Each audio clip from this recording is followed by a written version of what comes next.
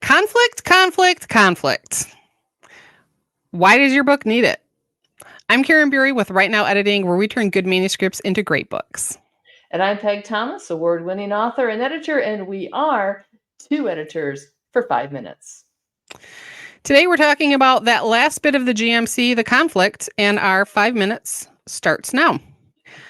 So we talked about goals, we talked about motivation, and then we have conflict. Conflict is actually incredibly important to your story because if your character has a goal and has a relatable motivation and they achieve that goal in the first couple of chapters, yay, Where's the rest of your where's story? the story? Plus, how can we relate to that? How many of us have just been like, hey, I have this goal, I want to achieve this thing, and it happens immediately? Not many of us. So it's important to make sure that for some of your characters' goals, especially the big ones, that they don't achieve them right away. Because the reader wants to see, what will your character overcome? What will they sacrifice? What is it going to take for them to achieve their goals? Now, when it comes to conflict, there are essentially two different types of conflict that you can include. One is going to be internal conflict, and that's going to be self-doubt, anxiety, just a fear. So if your character, again, we talked last week about a promotion, and if they don't think that they can get that promotion, and so they're super nervous at the interview, that's an internal conflict because that anxiety is something that they have to work through. But there could also be an external conflict in that they go apply for this position and all of a sudden 3 other applicants show up. Now they're not a shoe-in to get this job anymore. There's conflict, but it's not the character's fault. It's something that's happening to the character.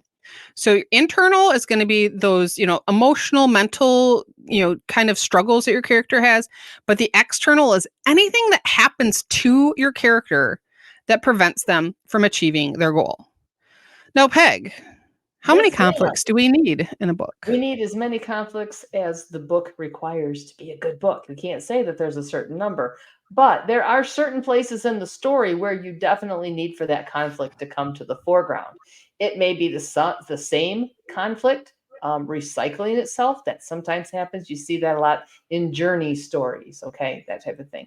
But there definitely needs to be conflict at 4 distinct parts in the story. You need a conflict from the very beginning because conflict is story. If you don't have conflict, you don't have a story. People don't want to write about everybody in the land of lollipops and unicorns. They want to read what's happening. They want the interesting stuff. They want that conflict. So you need conflict up front right away of some sort. You need conflict again at the 25% mark of your book because there has to be something there that then sends that character into a different direction, on a different journey, changes the stakes, sometimes changes their goals at that point. You need something big about halfway through the story. If you think of a circus tent and you think of where the poles hold up the tent, the big ones in the middle, you need that. You've all heard about that sagging middle in a story where you get to the middle and nothing's happening. The characters are wandering around doing their little thing, but it's not interesting. That's because you're missing a major conflict, some big change right there in the middle of the book. And major doesn't necessarily mean the world has to blow up, but major for that character, and it can be something like losing a job. It can be something like the death of a loved one. It could be something like the death of a pet. It's whatever is major to that character, even though it doesn't set the world on fire. And then at the 75 percentile, you need another major event of conflict of some kind that's going to send your character towards the end of the book, where they're going to start to overcome. So conflict is what causes these points to happen. So you have to have conflict throughout your book. If all your conflict is up front, the rest of the book is boring. If all your conflict is in the back, readers never going to get to it because they're too bored in the beginning. You have to space it out, and there's sort of this, at the 0%, 25, 50, and 75%. And some people put a nice conflict twist at the end too. And that can work really nicely. Now we just have a few seconds left, and I'm going to put this in there for all of my romance writers. Will they or won't they get together is not conflict.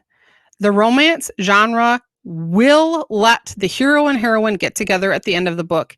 That's not the conflict. The conflict is what they overcome in order to get to that happily ever after. So don't think that you can keep putting the characters together and pulling them apart, putting them together, pulling apart, because that's what's going to make your reader throw your book at the wall. I've done it myself. And we timed it perfectly, Peg. We've never done we've done this before. It's like we we're got professionals or something. I know. So we got exactly 5 minutes. We're done with GMC for this week. Come back next week. We've got another topic for you. Until then, I'm Karin Beery with Right Now Editing. And I'm Peg Thomas, and we will see you next time.